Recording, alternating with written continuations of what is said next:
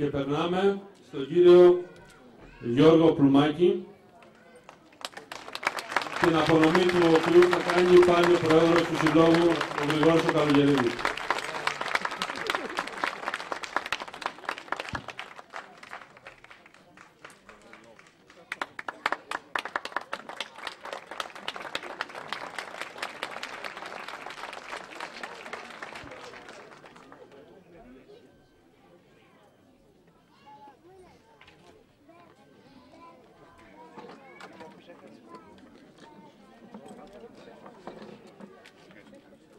Εδεσιμότατοι, κύριοι αντιπρόσωποι του Δήμου Μινώα,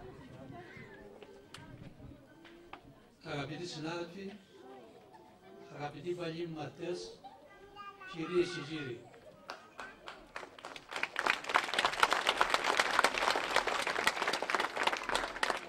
Καταρχάς, θέλω να ευχαριστήσω τον Πρόεδρο και τα μέλη του Πολιτιστικού Συλλόγου για την τιμή που μας κάνουν σήμερα να μας τιμήσουν για την προσφορά μας στην κοινωνία της Βόνης ως δασκάλους του Δημοτικού Σχολείου του χωριού.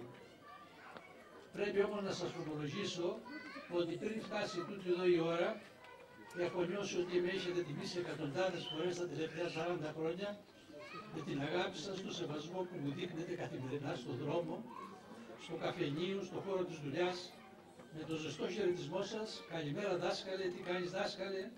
Και να σας διαβεβαιώσω με τη σειρά μου πως εγώ σας εκτιμώ και σας σέβομαι και καμαρώνω για την ατομική και οικογενειακή σας πρόοδο και για τις οικογενειακές και ατομικές σας χαρές.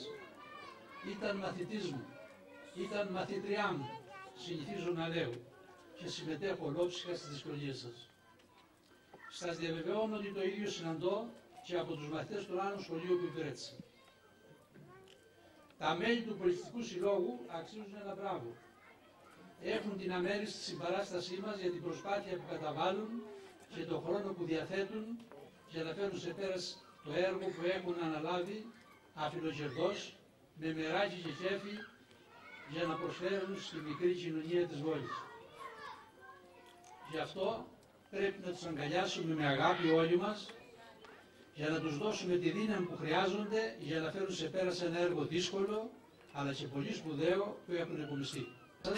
Επειδή συμβαίνει, πράγμα που δεν μπορώ να εξηγήσω, ότι πολλοί από τους χωριανούς μας που ξεκίνησαν από εδώ και πρόκοψαν στη ζωή τους και ανέβηκαν πνευματικά, οικονομικά και κοινωνικά σε πολύ υψηλά επίπεδα, να μένουν κάπως απόμακροι από τον τόπο που γεννήθηκαν αυτοί και οι γονείς τους. Εκεί καλείστε να παίξετε ένα σημαντικό ρόλο, ώστε να έρχονται πότε στο χωριό τους. Τον τρόπο θα το βρείτε σίγουρα και το χωριό πιστεύω ότι θα κερδίσει πολλά. Ένα χωριό που έχει να επιδείξει μεγάλη πρόοδο σε όλους τους τομείς δραστηριότητας. Στη Γεωργία μην ξεχνάμε ότι πριν από 20-30 χρόνια συναγωνιζόμαστε στην παραγωγή σταφίδας και επιτραπέζιων σταφυλιών πολλά παραδοσιακά χωριά στον τομέα αυτό του νομού μας. Αρχάνες, Μαλεβίζης και άλλα. Αλλά και σήμερα πολλά από τα γεωργικά προϊόντα πουλούνται στις λαϊκές αγορές. Έχουμε αξιόλογους καταστηματάρχες, επιχειρηματίες, τεχνίτες, εμπόρους, βιοτέχνες. Έτσι όμως που έχουμε να επιδείξουμε τη μεγαλύτερη πρόοδο είναι η παιδεία.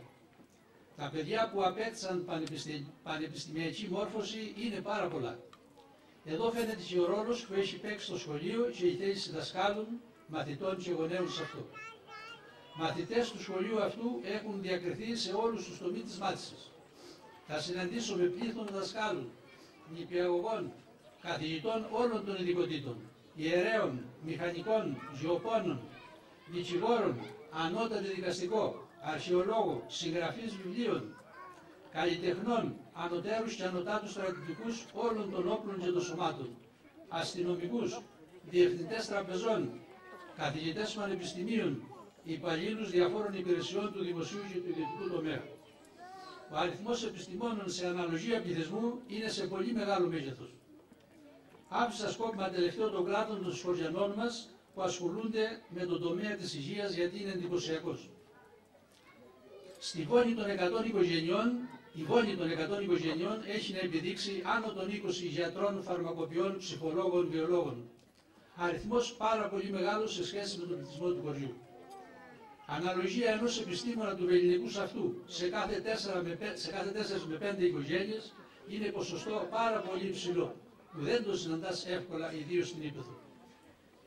Το σχολείο μας όμως δεν αρκέστηκε μόνο στον καθαρά μορφωτικό ρόλο του, αλλά έπαιξε με επιτυχία και το ρόλο που καλείστε να παίξετε εσείς σήμερα σαν πολιτιστικός σύλλογος. Αυτό αποδεικνύεται αν θυμηθούμε τις θεατρικές παραστάσεις που παίχτηκαν στο χωριό. Τις όμορφες σχολικές γιορτές 28 Οκτωβρίου, Χριστουγεννιάτικες, 25 Μαρτίου, υπέροχες γυμναστικές επιδείξεις που το αποδεικνύουν και κάτι παλιές φωτογραφίες που είδατε σήμερα, εκδρομές σε όλη την Κρήτη, σε όλους τους αρχαιολογικούς χώρους και τα μουσεία του νομού, δύσκολες, πολύ δύσκολες για την εποχή εκείνη. Χαρακτηριστικά σας λέω ότι το φαράκι της Αμαριάς έχουν περάσει 100 γονιανοί σε 2 εκδρομές που έγιναν. Ακόμα κινηματογραφικές προβολές με κινηματογραφική μηχανή που είχε αγοράσει το σχολείο. Πολλά από τα παλιά κινηματογραφικά έργα που προβάλλονται σήμερα στην τηλεόραση έχουν προβληθεί στο χωριό τότε που η τηλεόραση ήταν ακόμα στις πρώτες μέρες της ζωής της. Έγιναν επίσης πολλές χοροσπερίδες στη γιορτή των 3 ιεραρχών και χοροσπερίδα με τον μεγάλο καλλιτέχνη τότε της κριτικής μουσικής Λιράρη Κώστα Μουτάκη, από τις εισπράξεις της οποίας αγοράσαμε το οικόπεδο που κτίστηκε το νέο σχολείο μετά από ενέργειες των κατοίκων του χωριού και τόσα άλλα, πάντα με ομοψυχία και βοήθεια όλων των κατοίκων.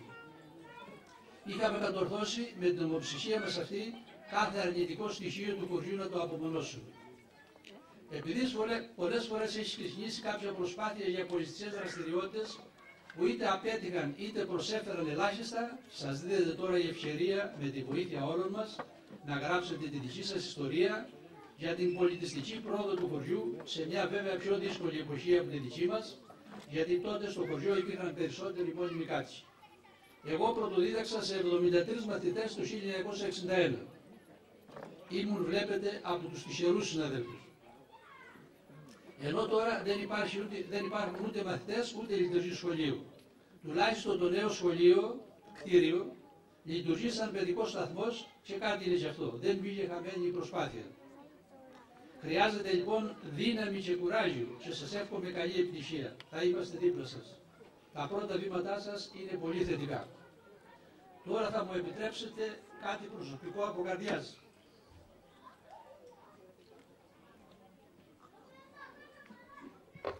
Υπηρέτησα το χωριό από διάφορα πόστα επί 21 χρόνια σαν δάσκαλος, σαν πρόεδρος της κοινότητας μετά τη μεταπολίτευση διορισμένος, ανταποκριτής στο ΟΓΑ και σαν μέλος της κοινωνίας της Βόλης από τη γέννηση μέχρι σήμερα. Αν προσέφερα ή όχι, αν πέτυχα στο έργο μου ή όχι, αυτό εσείς το ξέρετε. Εγώ πιστεύω ότι με όρεξη και μεράκι προσέφερα ό,τι μου επέτρεψαν οι δυνάμεις μου και κάτι παραπάνω. Πάνω απ' όλα έδωσα και δίνω όλη μου την αγάπη σε αυτόν τον τόπο και νιώθω ότι μου το ανταποδίδεται όχι μόνο σήμερα αλλά και καθημερινά. Άλλος θα μπορούσε να δώσει πολύ περισσότερα, άλλος πολύ λιγότερα από μένα. Εγώ προσπάθησα, έδωσα ό,τι μπορούσα και κάτι παραπάνω. Το μυαλό μου ήταν πάντα μέσα και γύρω από το σχολείο για την καλύτερη πρόοδο των μαθητών μου και σας διαβεβαιώνω ότι τα βράδια κοιμάμαι ήσυχος γιατί πιστεύω ότι έπρεψα το καλύτερο. Βέβαια, παραλήψεις και λάθη έγιναν. Πρέπει όμως να πω ότι τα όποια λάθη και όποιες παραλήψεις ήταν ανθρώπινες και χωρίς την παραμικρή σκοπιμότητα.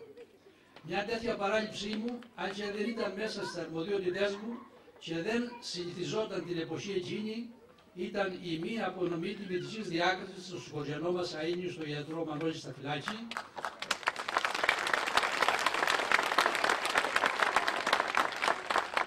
για το επιστημονικό και κοινωνικό του έργο και ζητώ δημοσία συγγνώμη για το μέρος της ευθύνης που μου αναλογεί. Αφού σας πω ένα μεγάλο ευχαριστώ για την πολύχρονη συνεργασία μας, σας διαβεβαιώνω ότι σας εκτιμούσα και θα συνεχίσω να σας εκτιμώ και να σας αγαπώ για πάντα, γιατί υπήρξατε οι συνεργάτες μου, τα παιδιά μου, τα πνευματικά.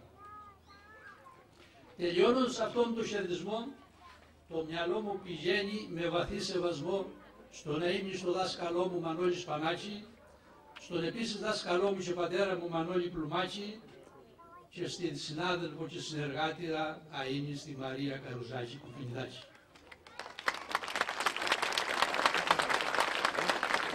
καθώς και σε όλους τους συναδέλφους που υπηρετήσανε σε αυτό το σχολείο. Στο σημείο αυτό να μου επιτρέψετε το αναμνηστικό που μου απονείματε πριν από λίγο να το αφιερώσω στους 18 μαθητές και μαθήτριές μου που έτσι το θέλησε η μοίρα να φύγουν πρόωρα από κοντά μας από αυτή τη ζωή πριν από μένα και με λείψαν πολύ.